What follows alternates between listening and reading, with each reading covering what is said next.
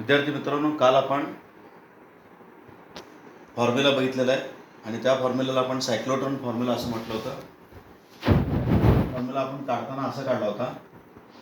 एखादा charge particle जेव्हा perpendicular magnetic फील्डमध्ये एंटर करतो, when A charge particle enters in a magnetic field in a perpendicular direction, suppose this is the direction of magnetic field and किंवा suppose the magnetic field is in this direction and this is the direction of motion of the charge particle, or this is the direction of magnetic field and this is the motion of charge particle, then the velocity of the charge particle and magnetic induction, they are perpendicular to each other. That means in this case theta is equal to 90 degree. So we already studied that sin theta is equal to sin 90 is equal to 1, and we have seen that the magnetic force acting on such a charge particle having charge q comes out to be qvb sin theta. Here sin theta becomes 1, and as the charge particle performs circular motion in the magnetic field, that means the magnetic force provides the necessary centripetal force for the motion of the charge particle, and the formula for centripetal force is mv square upon r is equal to qvb. This one v gets cancelled with this one, so what we are getting is qrb. Okay, this mv is equal to qrb, and this formula is called as cyclotron formula. yesterday we have seen this. म्हणजे जेव्हा एखाद्या magnetic फील्डमध्ये एखादा charge particle perpendicular डायरेक्शनमध्ये प्रवेश करतो, enter करतो, means the velocity of the charge particle is perpendicular to the direction of the field, then we get this equation which is called as cyclotron equation. In your textbook page number 232, they have given one figure. The magnetic field is perpendicular, and when the velocity of the charge particle in this way and the magnetic field is perpendicular, then it performs the circular motion like this. So this is the way in which the magnetic force makes that charge particle to make a circular path. So this is the direction of velocity, and the magnetic force experienced by the charge particle is nothing but centripetal force. So it is directed along the radius toward the center. Everywhere, wherever the particle goes, it experiences a force towards the center, which is called as centripetal force, and the particle performs circular motion when it enters the magnetic field. मी हे काल तुम्हाला सांगितलेलं आहे. आता आपण याच्याच बेसिसवर आधारित एक सायक्लोट्रॉन नावाची मशीन आहे. ती सायक्लोट्रॉन जी आहे, तो सायक्लोट्रॉन जो आहे, तर सायक्लोट्रॉन मध्ये आपण चार्ज पार्टिकल्स म्हणजे पॉझिटिव्ह आयन्स किंवा positively charge particles like alpha particles किंवा प्रोटॉन्स असतील तर त्यांना आपण ॲक्सिलरेट करू शकतो. So cyclotron is a accelerating machine. Cyclotron is an accelerating machine. Positively charge पार्टिकलला ॲक्सिलरेट करणारी ती मशीन आहे. त्याच्यामध्ये काय काय असतं ह्याचं मी कन्स्ट्रक्शन पहिल्यांदा सांगतो. तर याच्यामध्ये वापर कशाचा केलेला असतो बघा, मॅग्नेटिक फील्ड आणि electric field. So magnetic field and electric field both are used here, and electric and magnetic fields are perpendicular to each other. Magnetic field आणि इलेक्ट्रिक फील्ड हे दोन्ही परपेंडिक्युलर असतात एकमेकांना. Magnetic field and electric field are perpendicular to each other. हे कसं apply केलं जातं मी तुम्हाला सांगणार आहे. तर हे दोन्ही एकमेकांना परपेंडिक्युलर असतात आणि त्याच्यामध्ये चार्ज पार्टिकल सोडला जातो, आणि हे दोन्ही जे परपेंडिक्युलर असतात त्यांना आपण क्रॉस्ड फील्ड्स असं म्हणतो. Cross fields means what, perpendicular. Magnetic field आणि electric field are perpendicular to each other. या दोघांचा वापर त्या सायक्लोट्रॉनमध्ये केलेला असतो. सायक्लोट्रॉनचं मी तुम्हाला थोडक्यात इथं सांगतो. समजा आपण मॅग्नेटिक फील्ड असं लावलं असेल, suppose this is a magnet, this is the first magnet, or this is the north pole of the magnet for example, and this is the south pole of the magnet, another magnet. So here two strong magnets are kept, and north pole and south pole as shown in the figure. So these are the magnetic lines of force, and in this, that means this region is shown, this region whatever it is shown, that is the region of magnetic field. In this region magnetic field will be there. Magnetic field is perpendicular. In this म्हणजे downward साईडला perpendicular असं field आहे, म्हणजे upward to downward असं आहे ते, म्हणजे upside down असं मॅग्नेटिक फील्ड आहे. आणि या मॅग्नेटिक फील्डमध्ये अशा दोन मेटॅलिक डिस्क ठेवलेल्या असतात, मेटॅलिक बॉक्स ठेवलेले असतात. याला आपण डी असं म्हणतो, कारण ते इंग्लिश कॅपिटल लेटर डी सारखं दिसतं. अशा दोन डीज असतात त्याच्यामध्ये. म्हणजे ही एक डी आहे, मी पहिल्यांदा असं काढून दाखवतो. इथे एक डी असते अशी, आणि त्याच्यासमोर आणखीन एक डी अशी ठेवलेली असते. So these are the two Ds. अशा याची 3 डायमेन्शन आपल्याला असं पिक्चर दाखवत आहे. तर हे दोन डीज आहेत अशा, आणि ह्या दोन डीज ज्या आहेत त्या इंग्लिश कॅपिटल लेटर डी सारखं मेटॅलिक बॉक्स असतात, त्याला आपण डीज असं म्हणतो. म्हणजे डीज म्हणजे दोन डी असतात, 2 Ds are there. Okay, and it looks like this. Suppose this is the first metallic box. If you show that metallic box, it will look like this. This is the first metallic box, and this is the second metallic box, which is kept in front of. A similar D will be there in front of this. असं याच्या समोर एक D असते. तर अशा दोन DS एकमेकांच्या समोर ठेवलेल्या आहेत, तुम्हाला इथं दिसतं. आणि ह्या दोन्ही डीज ज्या आहेत त्या अशा ठेवलेल्या आहेत. ही एक डी आहे, त्याच्यासमोर एक डी आहे, म्हणजे अशी एक डी आहे आणि इथे एक डी आहे अशी. तर अशा दोन डीज आहेत. आणि या डीजचं जे प्लेन आहे, म्हणजे हे समजा ही एक डी आणि इथे एक समोर एक डी आहे. या डीजचं जे प्लेन आहे, plane of the D is perpendicular to the magnetic field, or magnetic field is perpendicular to plane of the Ds, असं आपण म्हणू शकतो. म्हणजे हे जे मॅग्नेटिक फील्ड आहे ह्या डीजच्या प्लेनला परपेंडिक्युलर आहे. आणि हे दोन्ही डीज म्हणजे हॉलो मेटल बॉक्सेस असतात. हॉलो मेटल बॉक्सेस, दोन्ही डीज ज्या आहेत त्या हॉलो मेटल बॉक्सेस आहेत. त्यांना डीज का म्हणतो, कारण इंग्लिश कॅपिटल लेटर डी सारखं ते दिसतात, म्हणून त्याला आपण डीज म्हणतो. आणि ह्या दोन्ही डीज खूप मोठ्या आकाराचे असतात आणि त्या एकमेकांसमोर असे ठेवलेले आहेत. We have kept both the Ds in front of each other as shown in the figure. The magnetic field is perpendicular to the plane of the Ds. And what is done? First, let us see. I will show the schematic figure which is shown in your book. So, suppose this is the first D. This is the second D. Both these are hollow metallic boxes, big boxes, and magnetic field is perpendicular. We are now seeing from upwards. हे आपण top view बघतो असं समजा, आणि तुम्हाला हे दोन DS दिसतात. ही एक मेटल बॉक्स आहे आणि दिस इज सेकंड मेटल बॉक्स. आणि इथं जो सेंटर पॉईंट आहे त्या पॉईंट जवळ आपल्याला काय सोडायचं आहे, पॉझिटिव्ह चार्ज पार्टिकल सोडायचे आहेत, पॉझिटिव्ह आयन्स सोडायचे आहेत, ज्यांना आपण ॲक्सिलरेट करणार आहोत. So cyclotron is nothing but charge particle accelerator. Charge particle कशासाठी ॲक्सिलरेट करायचं, तर त्यांना एनर्जी देण्यासाठी. म्हणजे चार्ज पार्टिकल जर आपण ॲक्सिलरेट केले तर they get energy. We are increasing their energy to some mega electron volt to giga electron volt, म्हणजे MEV टू GeV एवढं त्यांचं आपल्याला एनर्जी वाढवायचं आहे. म्हणजे some millions of electrons volt किंवा some mega electron volt, some giga electron volt. Such energy can be used by using the charge particle accelerators, आणि cyclotron is one of them. Cyclotron ही अशी machine आहे जी पार्टिकल्सला आपण ॲक्सिलरेट करतो, charge पार्टिकल्सला ॲक्सिलरेट करू शकतो, like protons or alpha particles like that. So इथं दोन डीज असतात, त्या ह्या दोन्ही डीजचं प्लेनला मॅग्नेटिक फील्ड परपेंडिक्युलर आहे या फिगरमध्ये दाखवल्यासारखं. आणि इथं सेंटर पॉईंट जो O आहे तिथं आपल्याला पॉझिटिव्ह आयन्स क्रिएट करायचे आहेत. तत्पूर्वी आणखीन काय केलेलं असतं बघा, ह्या दोन डीज ज्या आहेत, between both the Ds an AC voltage is applied. AC voltage, a large AC voltage of साधारणतः आपण 10,000 व्होल्ट, म्हणजे approximately 10,000 volt AC voltage is applied between these two Ds with a high frequency. Frequency is also high. The frequency is of order of 10 megahertz.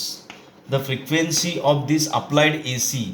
याचा अर्थ असा आहे की 10,000 volt इतका आपण याच्यामध्ये ह्या दोन डीजमध्ये पोटेन्शियल डिफरन्स लावलेला आहे. AC पोटेन्शियल डिफरन्स आहे याच्यामध्ये, याचा अर्थ. आणि त्याची फ्रिक्वेन्सी 10 मेगाहर्ट्ज आहे. तर खूप मोठी आपण इथं खूप मोठं पोटेन्शियल डिफरन्स याच्यामध्ये या दोन डीजमध्ये अप्लाय करतो आहे. ह्याला AC ऑसिलेटर असं आपण म्हणतो. आणि हा काय करतो, एवढी फ्रिक्वेन्सी आहे याचा अर्थ पॉझिटिव्ह एकदा होतो आणि हा निगेटिव्ह होतो, परत हा पॉझिटिव्ह होतो आणि हा निगेटिव्ह होतो. म्हणजे these are changing their polarities. D's are continuously changing the polarities with such a high frequency. म्हणजे खूप मोठ्या फ्रिक्वेन्सीचा आपण ए सी पोटेन्शियल डिफरन्स या दोन डीच्या मध्ये लावला आहे. आणि जेव्हा आपण हा ए सी पोटेन्शियल डिफरन्स लावतो तो या दोन डीजमध्ये असणाऱ्या गॅपमध्ये इलेक्ट्रिक फील्ड निर्माण करतो, खूप मोठं इलेक्ट्रिक फील्ड निर्माण करतो एवढ्या फ्रिक्वेन्सीचा. So such a large frequency A C oscillator is connected between the two D's so that the D's can change their polarities very fast with such a frequency. खूप मोठी फ्रिक्वेन्सी आहे, 10 into 10⁶ hertz. एवढ्या वेळेला हे positive आणि negative होतात every second. So this is a very high frequency. So this is the condition. That means the electric field is between the gap between the two D's. Electric field is present in the gap between the two D's and the two D's are kept in the magnetic field. तुम्हाला माहित आहे magnetic फील्डचं काम काय आहे? Charge पार्टिकलला फक्त circulate करणे, circular motion provide करणे. मॅग्नेटिक फील्ड हा चार्ज पार्टिकलला ॲक्सिलरेट करत नाही.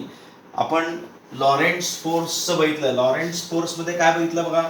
लॉरेन्ट्झ फोर्सचा फॉर्म्युला काय होता? Total force experience by the charge particle when allowed to go through electric as well as magnetic field Q into E plus Q into V cross B असं आपण दाखवलं होतं. म्हणजे so this is the total force experience by a charge particle when placed in both electric as well as magnetic field.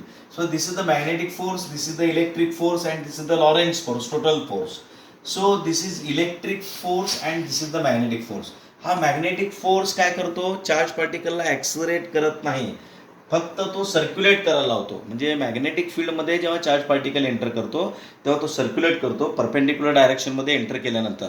म्हणजे magnetic फील्डला perpendicular direction जर आपण velocity of the charge particle ठेवली तर तो सर्क्युलर मोशन करत राहतो आणि हा जो फोर्स आहे तो त्याला ॲक्सिलरेट करतो. Electric force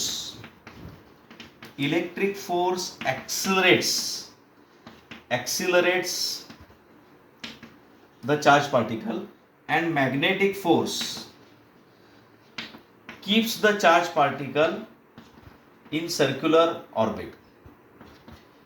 Keeps the charged particle in circular orbit. हे लक्षात ठेवा. म्हणजे मॅग्नेटिक फोर्सचं काम काय? तर चार्ज पार्टिकलला सर्क्युलेट करणे आणि इलेक्ट्रिक फोर्सचं काम काय? चार्ज पार्टिकलला ॲक्सिलरेट करणे.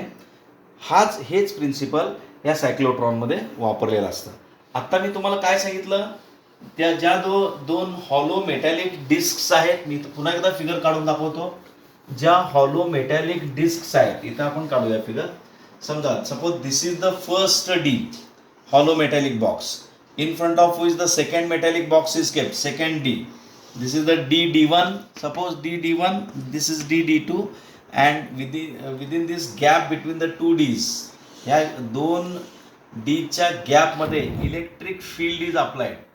AC electric field is applied to which we have connected an oscillator of a very high frequency 10 megahertz.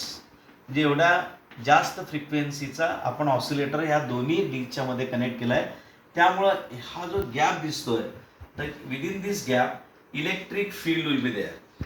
Electric field त्या गॅपमध्ये असतो आणि हे पूर्ण सिस्टीम मॅग्नेटिक फील्डमध्ये ठेवलेली आहे. मॅग्नेटिक फील्डची डायरेक्शन अशी आहे, इलेक्ट्रिक फील्डची डायरेक्शन अशी आहे. म्हणजे this is the direction of magnetic field. म्हणून इलेक्ट्रिक फील्ड आणि मॅग्नेटिक फील्ड दोन्ही एकमेकांना परपेंडिक्युलर आहेत. The direction of magnetic field is perpendicular to the plane of this board. बोर्डच्या प्लेनला परपेंडिक्युलर मॅग्नेटिक फील्ड आहे. इलेक्ट्रिक फील्ड इज हॉरिझॉन्टल, म्हणजे हे या डायरेक्शनमध्ये. म्हणजे मॅग्नेटिक फील्ड हॉरिझॉन्टल आहे, इलेक्ट्रिक फील्ड व्हर्टिकल आहे या केसमध्ये. ओके, तुम्हाला असं लक्षात ठेवावं लागेल. तर इलेक्ट्रिक फील्ड या डायरेक्शनमध्ये, मॅग्नेटिक फील्ड या डायरेक्शनमध्ये, म्हणजे ह्या दोन्ही डायरेक्शन एकमेकाला परपेंडिक्युलर आहेत असं आपण सांगू शकतो. So crossed electric and magnetic field, crossed असं म्हणतो आपण. इलेक्ट्रिक फील्ड आणि magnetic field, electric field and magnetic field are perpendicular to each other in this case. आणि त्याच्यामध्ये आपण आपल्याला ज्या पार्टिकल्सला किंवा ज्या पॉझिटिव्ह आयन्सला ॲक्सिलरेट करायचं आहे ते आपण सोडणार आहोत. पॉझिटिव्ह आयन्स असं आपण म्हणू शकतो. Positive ions are to be accelerated or positively charged particles are to be accelerated. So the ही सिस्टीम आता तुम्हाला लक्षात आलेली आहे. मॅग्नेटिक फील्डचं काम काय, just to circulate the charge particle. Electric फील्डचं काम काय, to accelerate the particle. Okay, so this is achieved in this cyclotron. हे दोन मेटॅलिक डिस्क आहेत, मेटॅलिक हॉलो अशा प्रकारचे दोन मेटल बॉक्सेस आहेत, मेटॅलिक हॉलो बॉक्सेस आहेत, मोठे बॉक्सेस आहेत, डी आकाराचे आहेत आणि त्यांना अशा पद्धतीने आपण ठेवलेलं आहे. समजा आपण इथं पॉझिटिव्ह आयन सोडले, suppose at point O some positive ion is created or some positive charge particles are sent there, then what happens, इथं पॉझिटिव्ह चार्ज तुम्ही सेंड केल्या केल्या काय होतं बघा. समजा ही डी पॉझिटिव्ह आहे, ही डी निगेटिव्ह आहे. ॲट दॅट इन्स्टंट, ज्या इन्स्टंटला आपण इथं चार्ज पार्टिकल टाकतो तेव्हा डी समजा पॉझिटिव्ह चार्ज आहे आणि ही डी निगेटिव्हली चार्ज आहे, तेव्हा आपल्याला माहिती आहे हा चार्ज पार्टिकल आहे, हा निगेटिव्ह डीकडे येतो, म्हणजे निगेटिव्हकडे तो अट्रॅक्ट होतो आणि तो असा आत एंटर करतो. आत डी मध्ये एंटर केल्या केल्या काय असतं, when the charge particle enters the D, it start experiencing a magnetic field, because inside this D, the magnetic lines of force have passed. That means we have applied magnetic field. As soon as the charge particle comes from O to this D, which is negative at that instant. Suppose if this is negative, then it will enter in this. If this is negative, then it will enter in this. So he D negative आहे आणि ही D positive आहे. त्या इन्स्टंटला, ज्या इन्स्टंटला आपण इथं positive ion सोडले आणि आपण ही सिस्टीम चालू केली, ह्या गॅपमध्ये कुठलं फील्ड आहे बघा, ह्या गॅपमध्ये इलेक्ट्रिक फील्ड आहे आणि त्या दोन्ही डीच्या आतमध्ये मॅग्नेटिक फील्ड आहे. जेव्हा हा चार्ज पार्टिकल आपण इथं सोडतो तेव्हा तो निगेटिव्ह डीकडे अट्रॅक्ट होतो, तो इकडे ॲक्सलरेट होतो आणि ॲक्सलरेट होऊन आत येतो. आत आल्यानंतर मात्र तो कसा आहे, इथं बघा, इथं तुम्हाला दिसतं हा एंटर करताना मॅग्नेटिक फील्डमध्ये परपेंडिक्युलर डायरेक्शनमध्ये एंटर करतो. मॅग्नेटिक फील्डची डायरेक्शन अशी आहे, चार्ज पार्टिकलची डायरेक्शन अशी आहे, म्हणजे तो एंटर करताना परपेंडिक्युलरली एंटर करतो. And Wien it enters the first D, suppose D2 is negative at that instant and it enters the D2 and it performs semicircular path, because the magnetic force is present inside the D, magnetic field is present inside the D, which applies magnetic force on the charge particle and it makes the charge particle to circle करायला होतो. पुन्हा when this semicircle is completed, again it comes out of the D2 and at that time D1 will be negative, D2 will be positive. Then this charge particle will experience a electric force and so it get accelerated. So with some greater velocity, here with whatever velocity it has completed the circular path and came out of this D2, enters the electric field. But when it enters the electric field, it experiences a acceleration and it goes towards the negative D now. D1 will become negative now, because this is the next half cycle, because this is AC field applied between these two D's. Positive, negative, negative, positive, these polarities are continuously changing with a very high frequency. So already I have explained this. आता जेव्हा D1 मध्ये तो charge particle जातो, again it experiences with greater velocity it will enter. Of course आता तो जास्त वेलॉसिटीने आतमध्ये enter करेल, कारण जेव्हा हा सेमी सर्क्युलर पाथ तो कंप्लीट करून इथं बाहेर आलाय, when it comes out of D2 and starts entering D1, but within that it experiences a electric force which gives a acceleration to that charge particle, and with greater velocity it enters in D1 now. And again when it enters D1, it experiences a magnetic field, magnetic force, and so again what is the function of magnetic field? The function of magnetic field is to circulate the charge particle.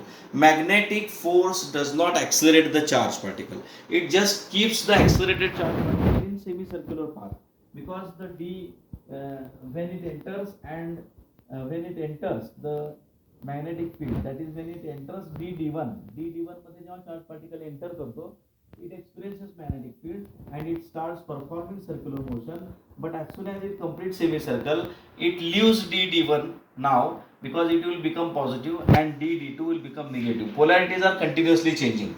When it leaves D1 and comes to D2, then it again experiences a electric field which again accelerates with greater velocity. हे बघा, इथून इथं जाताना velocity वाढली, पुन्हा त्यांनी semi circular path केला D1 मध्ये, पुन्हा तो जेव्हा बाहेर पडतो तेव्हा आहे त्या वेलॉसिटीपेक्षा जास्त वेलॉसिटी आता मिळणार, कारण पुन्हा तो इलेक्ट्रिक फील्डमध्ये येतो, पुन्हा ॲक्सिलेट होतो. ॲक्सिलेट झाल्यानंतर पुन्हा तो सेमी सर्क्युलर पाथ करतो. अँड सेमी सर्क्युलर पाथ कशामुळे करतो, कारण तो जेव्हा D2 मध्ये प्रवेश करतो तेव्हा D2च्या आतमध्ये मॅग्नेटिक फील्ड आहे. मॅग्नेटिक फील्डचं काम काय, त्या चार्ज पार्टिकलला सर्क्युलेट करणे. पुन्हा तो D2 मधून बाहेर पडून जेव्हा D1 कडे जायला लागतो तेव्हा तो इलेक्ट्रिक फोर्स एक्सपिरियन्स करतो, इलेक्ट्रिक फील्ड एक्सपिरियन्स करतो.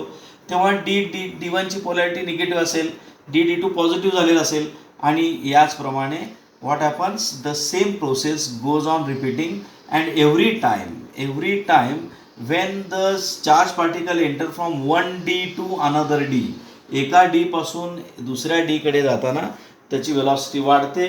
आतमध्ये गेल्यानंतर तो ज्या रेडियसचा पाथ करतो, ज्या रेडियसचा पाथ तो ट्रॅव्हल करतो, ती रेडियस मोठी झाली, त्या पाथचा रेडियस मोठा झाला असेल, इथून पुन्हा तो जेव्हा D मध्ये जातो तेव्हा त्या सर्कलचा सेमी सर्कलचा पाथ आणखीन जास्त होतो, कारण व्हेलॉसिटी वाढलेली असते. व्हेलॉसिटी वाढल्यामुळे तो मोठ्या सर्कलचा पाथ करतो. And this process goes on repeating. And afterwards when this particle is fully energetic, because every time what we are doing here, every time we are increasing the kinetic velocity increase means kinetic energy increase. That means we are increasing the kinetic energy of the charge particle. आणि हा जास्त kinetic एनर्जीचा charge particle आपल्याला याचे applications काय आहेत बघा, medical फील्डमध्ये. याचे ॲप्लिकेशन जास्त कुठे दिसतात तुम्हाला, मेडिकल फील्डमध्ये. म्हणजे ट्युमरचं ट्रीटमेंट वगैरे करायचं असेल, कॅन्सरचं ट्रीटमेंट करायचं असेल, तर आपल्याला अशा फास्ट मुव्हिंग चार्ज पार्टिकलपासून रेडिओ ॲक्टिव्ह म्हणजे आर्टिफिशियल रेडिओ ॲक्टिव्ह सबस्टन्सेस आपल्याला तयार करायचे आहेत. न्यूक्लिअर ट्रान्सम्युटेशन रिॲक्शन्स आपल्याला घडवून आणायचे आहेत. If you want to make the nuclear transmutation reaction, if you want to carry out nuclear transmutation reactions, then we have to use such a highly energetic charge particles, and we have to bombard them on the targets. When the particle gets in the charge particle which we have sent that charge particle to accelerate by using the cyclotron, it performs the semicircle paths within some time, within a very few time it will get a very high kinetic energy. And when it performs the last circular path, then it is deflected and it is allowed to come out of the window. Here one window will be there, and it comes out of the window and it is allowed to hit the target with such a great kinetic energy, so that we can carry out the nuclear transmutation reactions and we can convert that substance into artificial radioactive substance. जे artificial radio साठी आपण या म्हणजे तसे substances तयार करण्यासाठी आपण या सायक्लोट्रॉनचा वापर करू शकतो. सायक्लोट्रॉन हे एक ॲक्सिलरेटर आहे. चार्ज पार्टिकलला ते ॲक्सिलरेट करतं, आणि याच्यामध्ये अल्फा पार्टिकलला आपण ॲक्सिलरेट करू शकतो. त्यानंतर कारण अल्फा पार्टिकलचं positively charge particles are heavy particles. आपल्याला माहिती आहे मास ऑफ प्रोटॉन आणि मास ऑफ इलेक्ट्रॉनचा जर आपण विचार केला तर mass of proton mass of इलेक्ट्रॉनपेक्षा खूप जास्त आहे. मास ऑफ इलेक्ट्रॉन 10⁻³ kg घेतो आपण, 9.1 × 10⁻³ आणि हे 10⁻27च्या ऑर्डरमध्ये आहे मास ऑफ प्रोटॉन. मग अल्फा पार्टिकल असेल तर आणखीन डबल मास असेल, कारण त्यामध्ये 2 प्रोटॉन्स असतात. तर अशा पद्धतीने हेवी चार्ज पार्टिकल्स म्हणजे positively charge particles are heavier to the electrons, so such particles can be accelerated to a very high energy. त्याची एनर्जी किती असू शकते, some million electron volt, some mega electron volt to some giga electron volt. म्हणजे mega म्हणजे 10⁻⁶ आहे, giga म्हणजे 10⁻⁹. अशा पद्धतीचे एनर्जी म्हणजे खूप मोठी एनर्जेटिक चार्ज पार्टिकल्स आपल्याला जर फॉर्म करायचे असतील, तयार करायचे असतील, म्हणजे आपल्याला nuclear transportation reaction artificial radioactive substance बनवण्यासाठी जर वापरायचं असेल तर we can use cyclotron accelerator. Okay, negatively charge particles cannot be accelerated by using cyclotron, because negatively charged particles, for negative charged particles this is very difficult, because as their weight is very light, they are light particles, so it is very difficult for this magnetic field to make them circulate. So त्यांना आपल्याला circular motion करण्यामध्ये ठेवणं फार अवघड आहे त्यांच्या कमी वजनामुळं. आणि इथं आपण बघितलं तर mass of the positively charge particle जास्त असतो, त्यामुळं त्यांना कंट्रोल करणं, magnetic field can keep them in a particular circular orbit. मला वाटतं तुम्हाला हे समजलं आहे. म्हणजे चार्ज पार्टिकल्स, पॉझिटिव्हली चार्ज पार्टिकल्सला ॲक्सलरेट करण्यासाठी आपण सायक्लोट्रॉनचा वापर करताना दिसतो. तर this is something about the theoretical part of this cyclotron. आता तुम्ही पेज नंबर 233 वरून हे वाचून काढा, तुमच्या लक्षात येईल. त्यानंतर याच्यामध्ये आपल्याला सायक्लोट्रॉनचं इक्वेशन आणि kinetic energy of the charge particle याचं एक्सप्रेशन पण करता येईल. तर मला सांगा, आपण सायक्लोट्रॉनचं इक्वेशन काय वापरलंय? mv is equal to QBR किंवा QBR. याच्यामध्ये काय काय बघा, Q म्हणजे ज्या चार्ज पार्टिकलला तुम्ही ॲक्सिलेरेट केलं त्याचा चार्ज, बी म्हणजे जे मॅग्नेटिक फील्ड तुम्ही परपेंडिक्युलर डायरेक्शनमध्ये अप्लाय केलंय डीजला ते मॅग्नेटिक फील्ड, आर म्हणजे radius of the path of the charge particle, शेवटचा जो रेडियस असतो म्हणजे ह्या दोन डीजचा आकार खूप मोठा असतो ॲक्च्युली. म्हणजे हा आपण जे फळ्यावर दाखवतो त्याच्या आकाराची तुम्हाला कल्पना येणार नाही. Actually this is a big machine. The size of the 2 Ds is also very large. So when the positive ion or charge particle is allowed to enter the first D, it performs the semicircular path, enter the second D, again perform the semicircular path, and likewise when it spiral outward, when the charge particle spiral outward, and lastly it comes in the last orbit. This is the radius of that orbit. R means we can write here capital R or R max we can write. R max means it is the largest radius.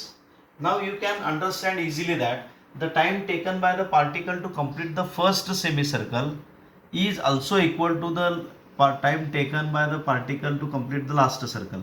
Means every time as the radius of the particle is increasing here inside the cyclotron, it means that in the same time it will perform the smallest semicircle and largest also. That means its speed is increased. So frequency of the here one statement is there, the frequency of applied voltage, whatever voltage we have applied within these between these two Ds, या दोन Dच्या मध्ये जे आपण field apply केलेलं आहे त्याची frequency आणि त्या सायक्लोट्रॉनची फ्रिक्वेन्सी म्हणजे याच्यामध्ये सेमी सर्क्युलर पाथ जे करतं, एक सर्कल करायला म्हणजे एका सेकंदात किती सर्कल करतो त्याला फ्रिक्वेन्सी असं म्हणायचं. आपल्याला माहिती आहे आपण जे अप्लाय केलेली फ्रिक्वेन्सी आहे, ह्या एसीची अप्लाइड फ्रिक्वेन्सी 10 मेगाहर्ट्झ आहे, म्हणजे खूप मोठी फ्रिक्वेन्सी आहे. तर या फ्रिक्वेन्सीला आपण सायक्लोट्रॉन फ्रिक्वेन्सी म्हणतो. आणि अप्लाइड फ्रिक्वेन्सी हे दोन्ही जे आहेत, अप्लाइड फ्रिक्वेन्सी आणि सायक्लोट्रॉन फ्रिक्वेन्सी हे दोन्ही जेव्हा सेम होतात तेव्हा रेझोनन्स कंडिशन झाली असं म्हणायचं. आणि तेव्हा आपल्याला मॅक्सिमम असं आपल्याला मिळतं, त्याचं स्पीड जो आहे तो मॅक्सिमम मिळतो. आणि आपण म्हणजे काय मॅक्सिमम कायनेटिक एनर्जीचा हा चार्ज पार्टिकल बाहेर करू शकतो आणि टार्गेटवर त्याला बंबार्ड करायला लावू शकतो. आता मला सांगा, हा जो फॉर्म्युला आहे mv is equal to QBR max, हा फॉर्म्युला सायक्लोट्रॉन फॉर्म्युला आहे. याच्यामध्ये आपल्याला माहित आहे पिरियड म्हणजे काय, the time taken by the particle to complete one circle. म्हणजे हा सेमी सर्कल या डी मधला आणि हा सेमी सर्कल या डी मधला, हे कम्प्लीट करण्यासाठी त्याला लागलेला जो वेळ आहे त्याला आपण पिरियड असं म्हणतो. पिरियडचा फॉर्म्युला माहित आहे तुम्हाला, 2πr/v, distance upon speed. Distance एका सर्कलमध्ये किती करतो तो 2πr, आणि v म्हणजे काय, वेलॉसिटी. सो मग आपण इथं 2πr अपॉन v म्हणजे काय बघा, ह्या फॉर्म्युलावरून v काय पुट करता येतं आपल्याला, QBR max upon QBR max किंवा QBR अपॉन m, म्हणजे इथं हा m वर जाईल. So what we get, m into 2πr divided by QBR, r gets cancel. So time पिरियडचा फॉर्म्युला काय येतो बघा, 2πm अपॉन bq. म्हणजे सायक्लोट्रॉनमध्ये जेव्हा चार्ज पार्टिकल एक सर्कल कंप्लीट करतो, प्रत्येक सर्कल कंप्लीट करण्यासाठी म्हणजे हा सर्कल कंप्लीट करेल किंवा हा सर्कल कंप्लीट करेल किंवा हा तिसरा कुठलाही सर्कल कंप्लीट करू द्या किंवा कुठलाही सेमी सर्कल कंप्लीट करू द्या, त्याला तेवढाच वेळ लागतो. जे पिरियड ऑफ चार्ज पार्टिकल तेवढाच आहे. म्हणजे हा सर्वात मोठ्यातला मोठा सर्कल जरी त्यांनी कंप्लीट केला तरी त्याला लागणारा वेळ तेवढाच आहे. याचा अर्थ स्पीड वाढत गेला आहे. म्हणजे every time after every semi circle in every D the speed goes on increasing. Speed goes on increasing. Okay, तर अशा पद्धतीचं आपल्याला हे दिसतं. आता टाईम पिरियड एवढ्या म्हटल्यावर फ्रिक्वेन्सीचा फॉर्म्युला काय, सायक्लोट्रॉन फ्रिक्वेन्सीचा फॉर्म्युला काय, 1/t माहीत आहे आपल्याला, माहीत आहे reciprocal off period is frequency. So 1/t म्हणजे तुम्हाला काय येतं, BQ/2πm हा फॉर्म्युला फ्रिक्वेन्सीचा येतो. हा formula period of the charge particle to complete any circle in that cyclotron. Frequency म्हणजे एका सेकंदामध्ये तो एवढे रिव्होल्युशन्स करतो. म्हणजे प्रॉब्लेममध्ये आपल्याला हे वापर करता येतात फॉर्म्युले. बी म्हणजे अप्लाइड फील्ड आहे, अप्लाइड मॅग्नेटिक फील्ड आहे. क्यू म्हणजे द चार्ज आहे, ज्या चार्जला तुम्हाला समजा अल्फा पार्टिकल असेल, प्रोटॉन असेल, त्याचा चार्ज इथं तुम्ही लिहिताय. एम म्हणजे मास ऑफ द चार्ज पार्टिकल. तर हे आपल्याला असे फॉर्म्युले मिळतात. त्यानंतर कायनेटिक एनर्जीचा फॉर्म्युला जर आपण फाइंड करायचं ठरवलं तर कायनेटिक एनर्जीचा फॉर्म्युला काय येतो का, कायनेटिक एनर्जी म्हणजे काय, हा चार्ज पार्टिकल किती एनर्जीने, मॅक्सिमम एनर्जीने बाहेर पडतो त्याला कायनेटिक एनर्जी असं म्हणतो आपण. कायनेटिक एनर्जीचा फॉर्म्युला आपल्याला माहित आहे, half M V max square. म्हणजे हाफ एम व्हीचा फॉर्म्युला ह्याच्यावरनं काय येतो, QBR_max/m त्याचा स्क्वेअर. म्हणजे व्हीचा हा फॉर्म्युला आपण इथं लिहिला. म्हणजे तुम्हाला काय येतं बघा शेवटी, Q² B² R_max² अपॉन हा इथं M² येतं आणि इथं हाफ एम आहे, हा यातला एक एम कॅन्सल होतो. म्हणजे maximum kinetic energy of the particle which has come out of the cyclotron. सायक्लोट्रॉनमधनं जो पार्टिकल बाहेर येतो त्याची मॅक्सिमम कायनेटिक एनर्जी आपल्याला किती मिळते, Q² B² R_max² upon 2m. So this is the formula for kinetic energy. तर आपल्याला 3 फॉर्म्युले बघितले आपण. टाइम पिरियडचा फॉर्म्युला बघितला, फ्रिक्वेन्सीचा फॉर्म्युला बघितला आणि maximum kinetic energy of the particle which has come out of the cyclotron. सायक्लोट्रॉनमधून बाहेर आलेला मॅक्सिमम कायनेटिक एनर्जी त्याची एवढी असते. असे आपण 3 फॉर्म्युले बघितलेले आहेत. So this is something about cyclotron. आता मी जे सांगितलेलं आहे तुम्हाला तर ते एकदा दोनदा वाचून काढा. पहिल्यांदा व्हिडिओ व्यवस्थित बघा, वाचा, एकदा दोनदा वाचा. त्यातलं पुन्हा काय नाही कळलं तर मला विचारा. कुठली टर्म वगैरे नाही समजली तर you can ask me. Day after tomorrow again I am going to send 1 video. Okay.